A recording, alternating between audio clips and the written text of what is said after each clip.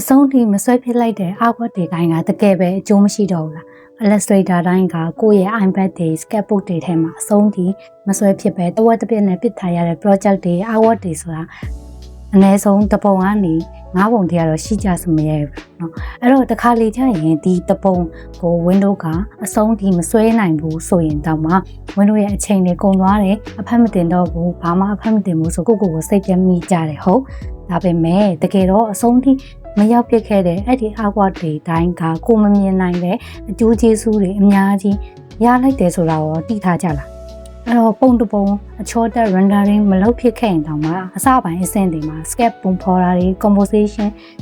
နေရာချတာတွေပြီးတော့ရင်ဝင်တို့ဒီ anatomy ဆွဲတဲ့အချိန်မှာကိုယ့်ရဲ့လက်နဲ့အုံနောက်တွေကိုလေ့ကျင့်ခံလောက်တာပြီးသားဖြစ်သွားတယ်ဆိုတာရောသိပြီးကြပြီလားအဲ့တော့ဒီလိုဖြစ်နေတာကကိုယ်ပဲနားမှာပိတ်မိနေလေကို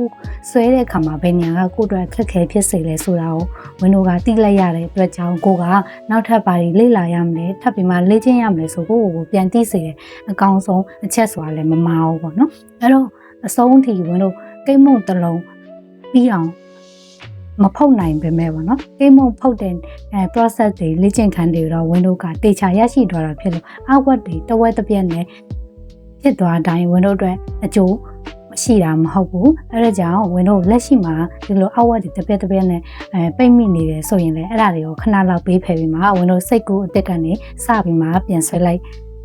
ပြန်စလိုက်ကြရအောင်အဲ့တော့တင်ယူမှုဖြစ်စဉ်တိုင်းက Windows အတွက်အဓိပ္ပာယ်ရှိတယ်အဲ့ဒါကြောင့်အားလုံးပဲလက်မလျှော့ပဲ Windows နဲ့အတူတူဆက်ပြီးမှကြိုးစားတော့ကြမယ်ဒီ drawing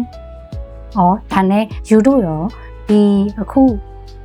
လက်ရှိ iPad ဒါမှမဟုတ် sketchbook ထဲမှာတဝက်တစ်ပြက်နဲ့ပြစ်ထားမိတဲ့ artwork တွေရောဘယ်နှပုံလောက်ရှိလဲရှိရင် comment မှာလာပြီးမှ comment ခဲ့ကြပါဦးနော်